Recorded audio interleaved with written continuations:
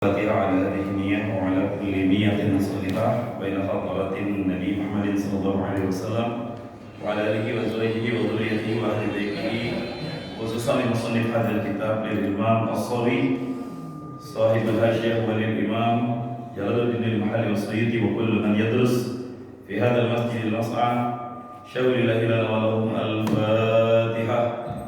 أعوذ بالله من الشيطان الرجيم. بسم الله الرحمن الرحيم.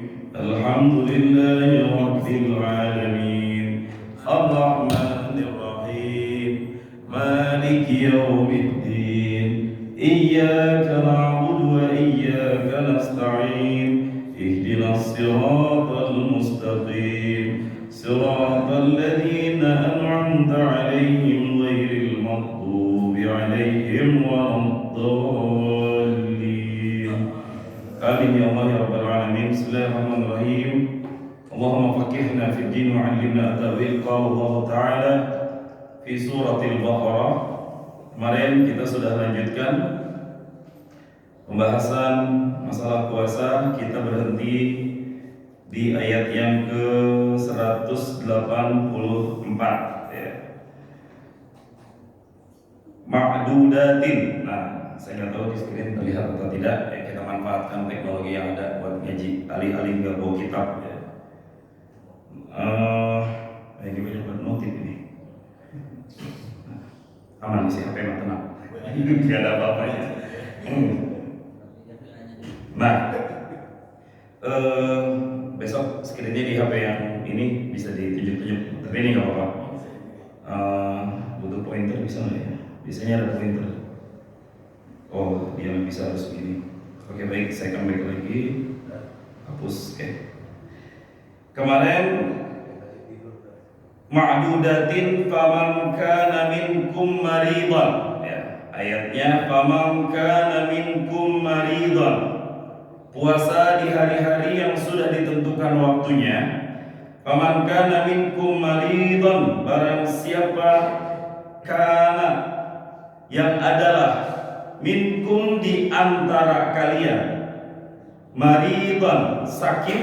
Nah, kemarin kita udah bahas kriteria sakit yang diizinkan ya. Kata-kata maridun artinya sakit. Au ala safarin, atau di atas safar. Nah, ini baru safar namanya, bukan sofar. Kadang-kadang kita ngomong nama-nama bulan dalam Islam, Muharram, habis Muharram Safar. Safar mah ini artinya perjalanan.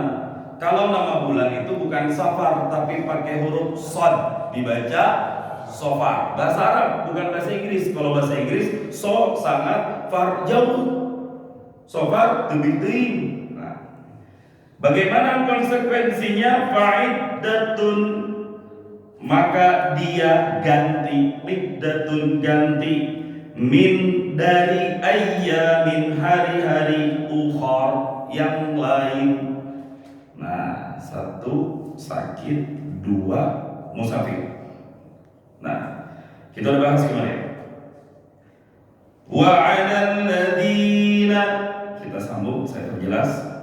Wa 'alal ladina, wa dan. Ini permulaan. Ingin membahas tema baru di sini. 'Alal ladina, di atas orang-orang yang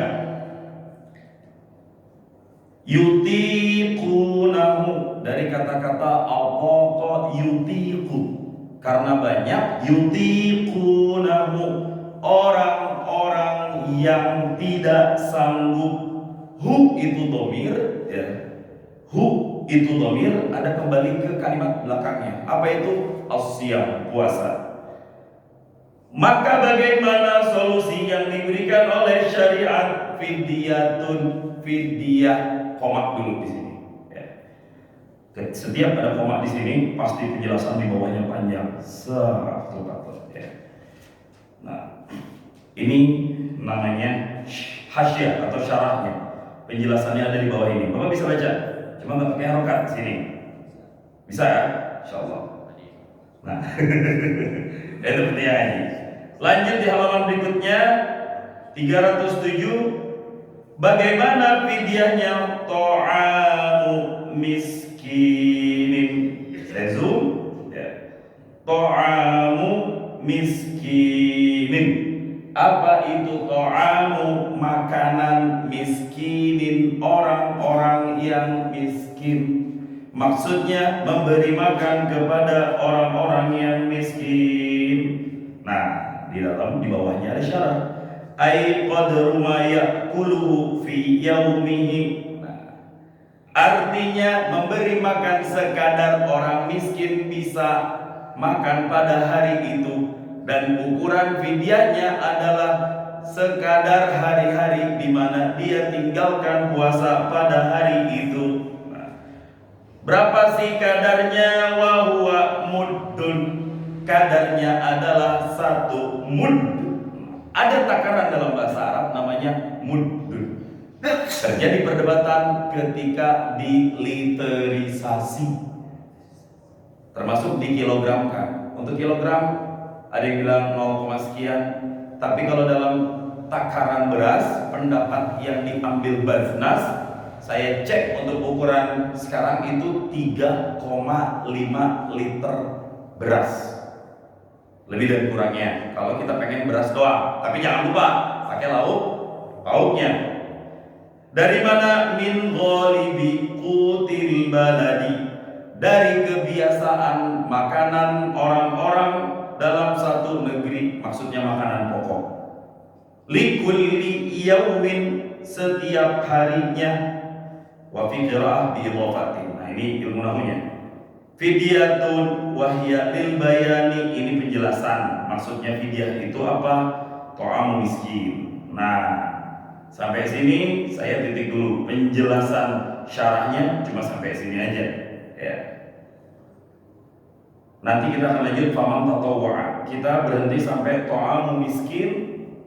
Membayar fidyah wajib bagi orang-orang yang sudah tidak lagi bisa untuk berpuasa. Membayar fidyah wajib untuk orang-orang yang tidak lagi berpuasa, dan ada banyak ketentuan-ketentuan di mana seseorang wajib membayar fidyah. Ini nggak ada di kitab tafsir, tapi kita ngaji di kitab fikih. Karena kalau kita ngajinya cuma di tafsir, enaknya di tafsir apa aja bahas. Tapi kalau kita nggak pernah mengaji dasar rumusnya tentang masalah fidyah, ya kacau juga baca tafsirnya nanti. Di dalam Al-Quran cuma dijelaskan ngasih makan orang miskin, tapi nggak dijelaskan kadarnya berapa. Walaupun di dalam syarah dijelaskan bahwa muddun. Nah, kata-katanya di sini yang dimaksud adalah 1 mud, lebih dan kurang 3,5 liter. Maka kalau kita suatu saat sudah tidak lagi sanggup untuk berpuasa karena penyakit yang sulit diharapkan kesembuhannya secara medis, atau ada penyakit-penyakit tertentu yang membuat kita tidak boleh lagi untuk berpuasa, maka dia wajib untuk fidyah meskipun dia tidak wajib untuk mengqadha puasa yang ditinggalkannya. Apa itu fidyah? Tebusan. Bahasa Arab fidyah artinya tebusan. Fidaun bahasa Arab artinya tebusan. Kadang-kadang kalau pengen mengungkapkan asra artinya tawanan. Kita ingin bebaskan tawanan dengan tebusan, orang Arab nyebut dengan kata-kata fida. Diambil dalam Al-Quran fidyatun. Nah, itu setiap hari, Pak. Berarti dihitung tuh nanti kalau kita, ya ini untuk kita ngaji nih, mumpung kita sekarang masih sanggup untuk berpuasa. Jika suatu saat kita sudah tua renta, ya, dan tidak lagi sanggup untuk berpuasa, maka solusinya kita harus ganti dengan bayar fidyah. Makanya nyari duit dulu, Pak. Ini termasuk ibadah maliyah, ibadah yang memerlukan harta sebagai ganti daripada fidyah tersebut. Puasa tersebut. Nah, ta'am miskin, ngasih makanan ke orang-orang miskin. Nah, siapa aja yang wajib membayar fidyah? Pembahasan di sini agak sedikit panjang. Saya tapi sudah bikin rangkuman slide-nya. Ya, saya sudah bikin rangkuman slide-nya. Nah, ini. Nah, kriteria orang yang meninggalkan puasa. Yang pertama, hilang akal karena gila. Dan gila itu dibagi menjadi dua. Pertama, gila dengan sengaja. Yang kedua, gila dengan tidak sengaja. Dalam bahasa Arab itu jununun ta'adda dan junun ghairu muta'addi. Maksudnya gila sengaja gimana Ustaz? Digila-gilain, jadi gila beneran. Ya. Ini orang-orang seperti ini nggak boleh berpuasa, bahkan puasanya juga tidak sah. Kemudian yang kedua, anak kecil. Anak kecil juga sama, boleh untuk meninggalkan puasa, kan memang belum balik. Karena syarat ibadah itu Islam akil balik di dasar. Ya. Kemudian yang ketiga, orang tua. Nah, di sini orang tua kata-katanya umum ya, maksudnya bisa dipahami orang yang tua renta. Cuma di dalam kitab dibahasanya asyaikhul ajuz, orang tua yang udah terlampau lansia. Nah, itu maksudnya. Bukan orang tua kita punya orang tua kita nggak bisa berpuasa kan? Berikutnya orang sakit. Nah, orang sakit ini terbagi dua. Ada yang yurja baruhu, diharapkan kesembuhannya. Ada yang la yurja baruhu, nggak diharapkan kesembuhannya. Ini menurut tinjauan medis. Yang kelima, musafir. Nah, ini yang ada di dalam ayat kemarin. Orang yang berpergian. Yang keenam dan ketujuh, wanita haid dan nifas. Kalau ini mah bukan lagi boleh tidak berpuasa, justru haram berpuasa untuk orang-orang yang seperti ini. Yang kedelapan dan kesembilan, wanita hamil dan menyusui. Ini terbagi dalam tiga kondisi untuk wanita hamil dan menyusui. Yang pertama, ada yang khawatir untuk dirinya sendiri. Saya kalau puasa, saya khawatir saya habis melahirkan meskipun saya sudah selesai nifas, tapi kalau saya lanjutkan saya takut kenapa-napa. Nah, dia boleh untuk memutuskan tidak berpuasa. Yang kedua, khawatir diri sendiri dan janin atau bayinya. Ini untuk bumil biasanya. Ya, kalau yang masih janin atau bayi, kalau yang sudah melahirkan. Dua nih, diri sendiri khawatir, ke bayinya juga khawatir. Boleh baginya untuk tidak berpuasa. Yang ketiga, ke diri sendirinya maka khawatir, tapi dia khawatir ke janin atau bayinya. Nah, bagaimana konsekuensi dari 9? Sebenarnya ada 10, nanti saya tambahkan yang ke 10. Ini agak panjang yang 10-nya. Tapi 9 poin ini ada konsekuensi fidyah dan qadha. Di antara 9 ini, siapa yang wajib mengqadha? Siapa yang wajib fidyah? Siapa yang tidak wajib qadha dan tidak wajib fidyah? Siapa yang wajib qadha, tidak wajib fidyah, dan siapa yang wajib fidyah, tidak wajib qadha. Kita klasifikasi. Masih dalam ayat fidyatun ta'amu miskin. Nah, di sini keterangannya. Yang pertama, orang yang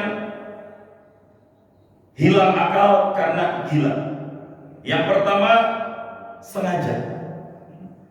Orang tersebut tidak berpuasa atau tidak boleh berpuasa, dan setiap hari di mana dia tidak berpuasa, ketika sudah sembuh nanti si orang gila itu wajib untuk mengqadhanya kalau udah sembuh.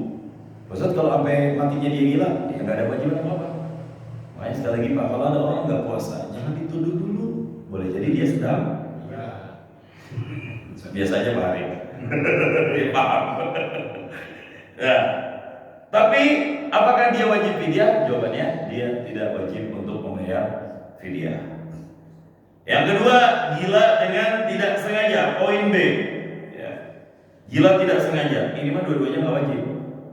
Kalau dia nggak wajib, fidyah juga tidak wajib. Berikutnya, anak kecil. Bagaimana hukumnya anak kecil? Apakah dia wajib untuk mengqadha? Jawabannya tidak. Apakah dia wajib untuk fidyah? Jawabannya juga tidak. Anak kecil masih aman. Kemudian yang ketiga, orang tua. Nah, ini nih. Orang yang syekh yutiqunahu. Orang tua tersebut apakah ketika dia sudah tidak sanggup berpuasa wajib mengqadha? Jawabannya tidak. Tapi apakah dia wajib untuk fidyah? Jawabannya ya wajib untuk fidyah. Nah, ini orang tua. Nah, berikutnya orang sakit terbagi dua. Ada harapan sembuh, sekalipun ini nggak bicara tua ya Pak ya. Sakit ini nggak bicara tua. Orang sakit yang ada harapan untuk sembuh dan tidak ada harapan untuk sembuh. Buat mereka yang ada harapan untuk sembuh, maka qadanya wajib, tapi fidyahnya tidak wajib. Kita biasanya nih kalau sakit mungkin masuk dalam kategori ada harapan untuk sembuh. Tapi siapa yang memutuskan? Yang lebih tepatnya adalah dokter. Kita ikut apa kata dokter. Fas'alu ahla dzikri, tanya ke yang paham. Nah, berikutnya tidak ada harapan untuk sembuh, wajib nggak qadha? Jawabannya tidak. Tapi fidyahnya wajib. Nah itu. Berikutnya poin yang nomor 5, orang yang musafir atau berpergian. Ini kita udah paham. Qadhanya di hari yang lain wajib, fidyahnya tidak wajib. Yang keenam dan ketujuh, wanita haid dan nifas. Qadha wajib, fidyah tidak wajib. Nah, 89, ini ada yang fidyah. Yang pertama khawatir untuk dirinya sendiri. Ya. Kalau kita punya istri atau anak lagi hamil, nah, ajarin tuh. Kalau khawatir untuk dirinya, nggak peduli sama bayinya, boleh nggak puasa. Nanti tinggal dia ganti di hari-hari yang lain dan dia tidak wajib untuk mengqadhanya. Berikutnya, ada yang khawatir diri sendiri plus janinnya. Ini apa lagi? 2. Dia tidak wajib untuk membayar fidyah, tapi cukup dengan mengqadhanya saja di hari yang lain. Dan yang terakhir, khawatir akan janin atau bayinya, tapi diri sendiri nggak khawatir. Diri sendiri masih sehat. Cuma kalau saya nggak makan, nanti asupan nutrisi saya kurang, ASI ke bayinya kurang baik. Atau kalau saya memutuskan tidak puasa, tapi menurut pertimbangan dokter anak saya di rahim, dalam perut lemah detak jantungnya sehingga saya butuh nutrisi, dan kata dokter batalkan puasa, ya udah nggak apa-apa. Diri sendiri sehat. Nah, ini dia wajibnya 2. Ongkoh qadhanya juga wajib, fidyahnya juga wajib. Nah, itu. Ya. Cuma kalau untuk keputusan wanita hamil, Pak, kan kadang-kadang kita bertanya, Ustaz, kalau hamil boleh nggak sih untuk puasa? Kita mungkin nggak hamil, nggak ada lah di antara kita. Tapi yang berhak untuk memberikan keputusan adalah dokter. Saya yakin kita semuanya pas udah hamil pasti setelah dites pack, istri-istri kita pasti akan kita bawa ke bidan minimal. Nah, dengar apa kata bidan, boleh nggak puasa? Ibu ini udah preeklamsia. Oh, ibu ini bayinya udah agak lemah. Oh, ibu ini LB-nya kurang baik. Nah, jadi gimana? Ibu jangan puasa dulu. Ibu butuh asam apa namanya? Jadi ingat debat presiden. Asam sulfat. Saya sambil salah nyebut ya. Ibu butuh asam sulfat, bahaya. Asam folat ya. Ibu butuh asam folat, harus banyak kadar asam supaya janin ibu sehat. Ya udah, nurutin. Turutin apa yang disampaikan oleh dokter tersebut. Nah, itu sedikit kriteria tentang masalah fidyah dan juga konsekuensi qadha atau tidaknya. Dan ada lagi Pak yang wajib fidyah. Siapa? Man akhkharal qadha, orang-orang yang telat mengqadha puasa sampai ketemu Ramadan berikutnya. Ramadan tahun, saya ambil Masehinya nih, saya ambil hitungan Masehi. Ramadan tahun 2024 ada 3 hari dia nggak puasa dan dia lupa. Pernah ingat dientar-entarin sampai lupa. Baru keingetan di puasa kedua. Oh iya ya, waktu itu saya perjalanan ya. Nah, dia punya utang tuh yang harus dilunasi ntar kalau udah beres Ramadan. Plus dia harus bayar fidyah ketika dia sudah ingat lagi. Berapa fidyahnya? Ya, 1 hari di mana dia tinggalkan kemarin. Qadhanya masih tetap, fidyahnya juga wajib. Tuh, dengan kadar 1 mud yang sama dijelaskan tadi. Dan di dalam kitab dijelaskan ini berlaku kelipatan 2024. Udah selesai, masuk Ramadan 2025. Di 2025 enggak dikode-kode juga sampai 2026. Gara-garanya sibuk Pak Ustaz, saya persiapan Piala Dunia. Sampai lupa qadha salat. Maaf, qadha puasa. Berarti fidyahnya double. 2026 enggak, baru keingetan 2027 atau baru kenaikan 2020 kali 3. Harinya 1. Jangan salah Pak, FIF, BAF termasuk KUR, itu bunga berlaku Pak. Masa sama Allah enggak? Kita bela-belain bayar bunga. Ini urusan manusia. Maka Allah pun menuntut hak dan kewajibannya, karena Allah paling senang dengan hamba yang menjalankan fardunya.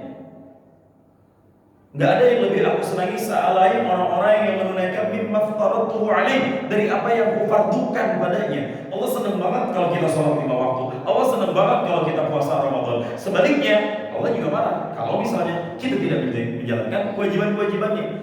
Nah, berarti Pak Ustaz, kalau dulu saya tukang maksiat, nggak pernah puasa, sering godin. Tahu godin Pak?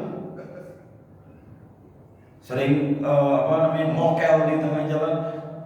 Berarti saya sekarang baru keingetan, dan qadhanya dihitung, fidyahnya dihitung. Nah tuh, gimana tuh hitung kelipatan persekutuannya tuh? 2000, misalnya dia dari tahun, ya katakan 2010, baru tobat di 2026, ya udah kaliin tuh semua tuh. Puasa yang di 2020 berapa? Kali berapa tahun sekarang? Udah berapa kali ketemu Ramadan maksudnya? Kali segini, kali segini, kali segini. Udah bayar semuanya utang-utangnya. Bagaimana teknisnya? Cari orang miskin, samperin, kasih. Kalau bisa dalam bentuk makanan, dalam bentuk makanan. Sekadar ukuran orang bisa makan dengan layak. Kalau cuma pengen beras doang, kasih yang 3,5 liter. 4 lebih baik. Banyak lebih keren lagi. Tapi kalau dalam bentuk makanan basah, nggak kasih hitungan MBG ya, sekali lagi ya. Jangan dimasukin hitungan MBG di sini.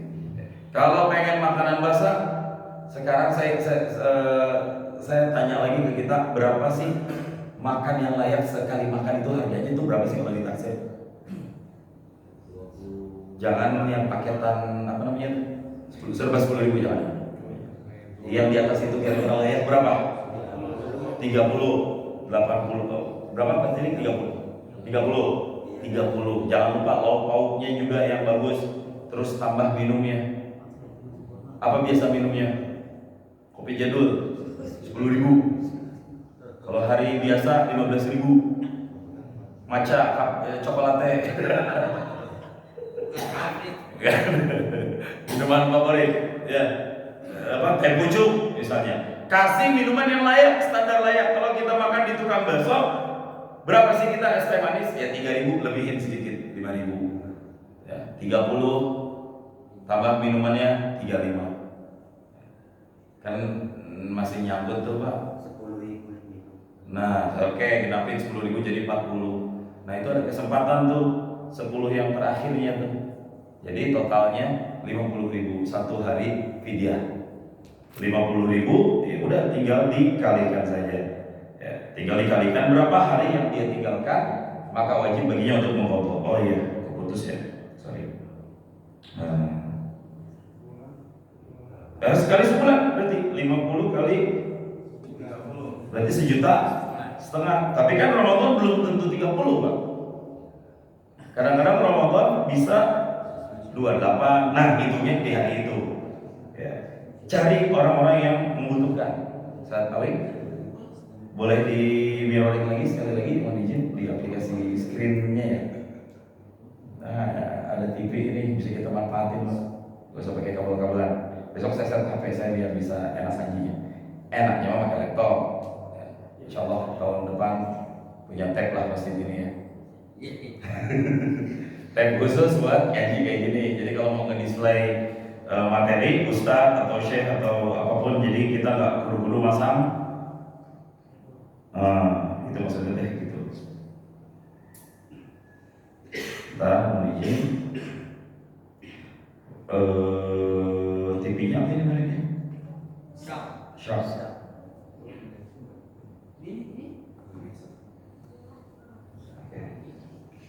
Paling disekolahkan dulu. Bentar Pak ya. Ini hari pertama, jadi kalau ada yang error sedikit, oh ya. Biar enak saya juga udah siapin layarnya. Pas transmisikan seluruh layar. Oke. Nah, berarti kesimpulannya orang-orang yang menunda qadha dengan sengaja, tanpa uzur, tanpa halangan apapun, dan dia tahu tapi enggan, fidyahnya wajib ditunaikan jika sampai ketemu Ramadan dia belum melakukan itu. Kecuali ada orang-orang yang memang dawam safar selama setahun penuh karena uzur. Nah itu mah nggak apa-apa. Dia nggak puasa di Ramadan ini karena satu hal. Sepanjang waktu sampai ketemu Ramadan berikutnya dia nggak bisa mengqadha. Nah dalam konteks yang seperti itu mah nggak masalah. Jadi dia cukup mengqadha aja. Tidak harus dengan membayar fidyahnya. Siapa contohnya? Astronot misalnya. Astronot nggak boleh puasa ketika dapat misi tugas di luar angkasa di antariksa selama 1 tahun penuh sampai Ramadan lagi. Pas pengen pulang ternyata NASA-nya bubar gitu kan, bingung dia mau pulang kayak gimana. Nah itu dia nggak apa-apa nggak puasa dan nggak ada kewajiban untuk membayar fidyahnya karena dia termasuk orang-orang yang diberikan rukhsah untuk tidak berpuasa. Nah sampai di sini ada pertanyaan? Ya, gimana deh? Kan ada kadang-kadang orang menyusui itu sampai 2 tahun tuh.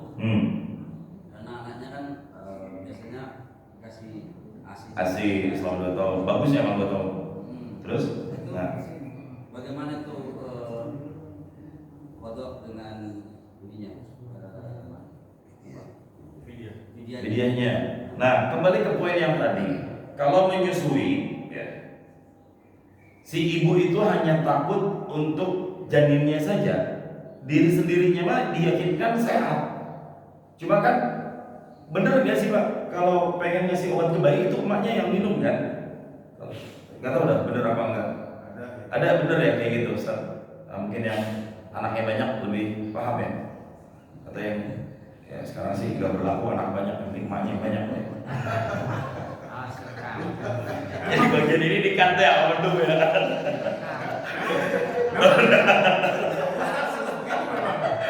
Habis bingung sama jamaah di sini nggak nanya lagi anak berapa kalau di sini, emaknya yang berapa? Ketika dia hanya khawatir untuk janinnya aja atau untuk anak bayinya yang sedang disusui dan belum sapi, kalau bisa 2 tahun jangan di stop. Kalau bisa 2 tahun jangan di stop karena pesan dari Allah Subhanahu wa taala wa fisaluhu fi amaini, menyusuinya dalam amain 2 tahun. Itu masa ideal. Setelah itu mau disapi atau tidak, itu opsional mengikuti keadaan. Dalam masa 2 tahun ini ketemu 2 Ramadan, ada hari-hari di mana si ibunya tidak berpuasa karena khawatir kenapa-napa terhadap anaknya, kekurangan asam yang tadi disebutkan dan lain sebagainya, dia putuskan untuk tidak berpuasa, itu hari-harinya dan langsung ditunaikan fidyahnya pada hari itu. Kapan fidyah dibayar? Boleh hari itu, hari puasa itu, atau boleh dirapel sekalian di akhir Ramadan nanti. Ya.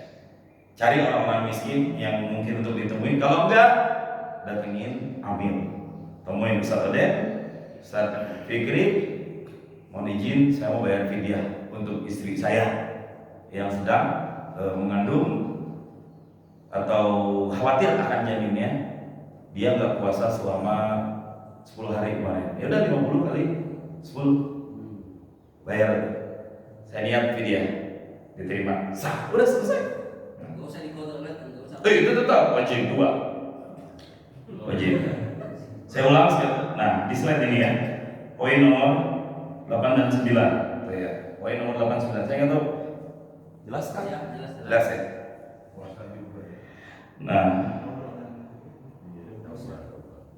untuk Untuk poin 89, wanita hamil dan menyusui, yang pertama khawatir akan dirinya sendiri, ya, wajib untuk yang sebelah kiri centang kodok. Ini kodoknya semua wajib tetap. Cuma yang sebelah kanannya itu fidyah, yang X nggak wajib fidyah. Ya, yang pertama khawatir dirinya sendiri, wajib kodok, nggak wajib fidyah.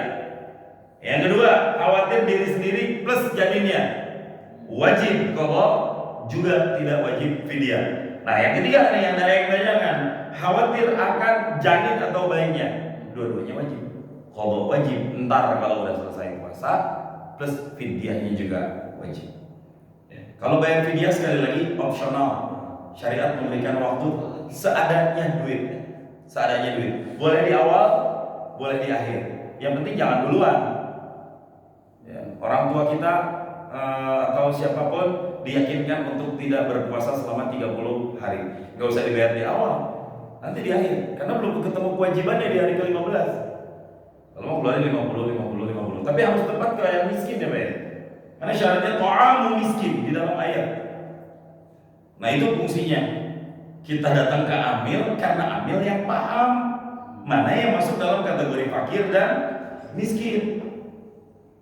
Dari mana amil tahu? Data yang diberikan oleh RT.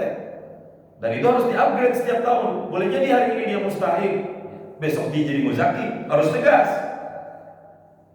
Miskin, iya miskin, tapi PCX-nya 2. Nah itu harus ditinjau kembali, jangan baper kalau itu udah keputusan sosial. Ya. Karena kan yang diserah RT. Gue mau masuk ke RT-nya dia, gue nggak dapat tahun ini jangan. Padahal kan di mana-mana orang tuh udah nggak pengen selamanya jadi mustahik loh. Tujuannya biar hari ini dia jadi mustahik, besok dia jadi mustahik. Pengennya kayak gitu. Di era Khalifah Umar bin Abdul Aziz aja sih. Sampai bingung di Jakarta kita mau dimanain lagi ini. Kenapa emang? Gak ada lagi orang miskin. Andai kita kayak gitu, tapi mustahil. Ya. Pengennya seperti itu. Nah, fidyatu ta'amu miskin, maka dia wajib untuk membayar fidyah ta'amu miskin. Ya.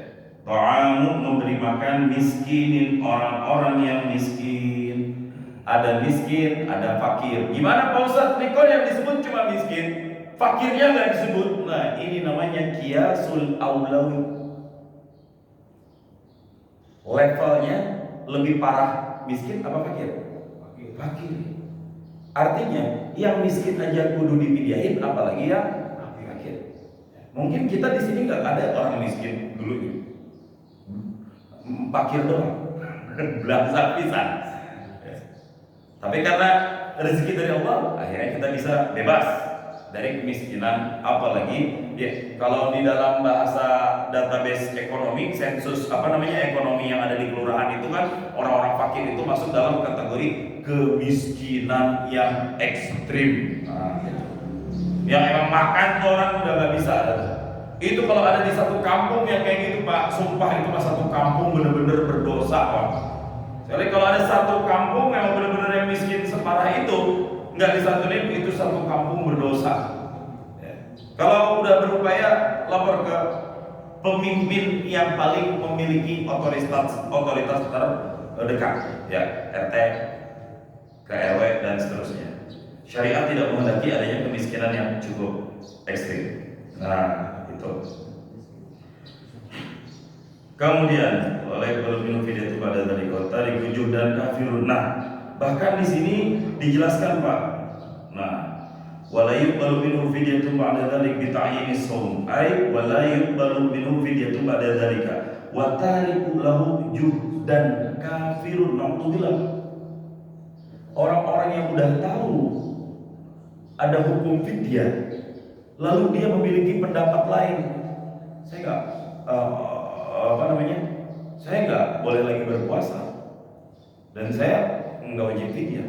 Fidyah itu buat saya nggak wajib, nggak ada fidyah itu dalam Islam. Nah kalau dia meyakini bahwa dalam Islam fidyah itu tidak ada, nah apalagi tarik ditinggalkan, kafir. Itu sama saja mengharamkan apa yang Allah halalkan dan menghalalkan apa yang Allah haramkan. Itu udah dosa meski belum kafir. Yang parahnya meyakini ketidakwajiban yang wajib atau ketidakharaman yang haram. Nah, itu yang sampai di level kafir. Nanti di dalam kitab fikih itu bab paling terakhir, Pak. Jadi kafir itu kan ada 3. Ada karena ucapan, ada karena keyakinan, ada karena perbuatan. Termasuk di antara keyakinan adalah tidak meyakini apa yang telah Allah tetapkan pada masalah-masalah yang sifatnya sepakat. Beda dengan pendapat khilafiyah, masalah kunut. Ada yang kunut nggak boleh disebut keluar dari Islam, alhamdulillah, itu khilafiyah namanya. Tapi masalah-masalah yang tauqifiyah, paten dan permanen, ini no khilaf di antara para ulama. Sholat 5 waktu wajib. Ada yang berani mengatakan sholat 5 waktu tidak wajib. Nah, itu sama kategorinya. Man kafara kafara. Barang siapa yang mengkafirkan, kafir. Nah tuh, pokoknya kalau kita udah ngafirin seseorang, kata kafirnya itu harus kembali ke satu orang. Kalau yang diucapkan memang ke orang yang benar orang kafir, aman, kafirnya jatuh ke dia. Tapi kalau ternyata yang kita ucapkan dia adalah muslim,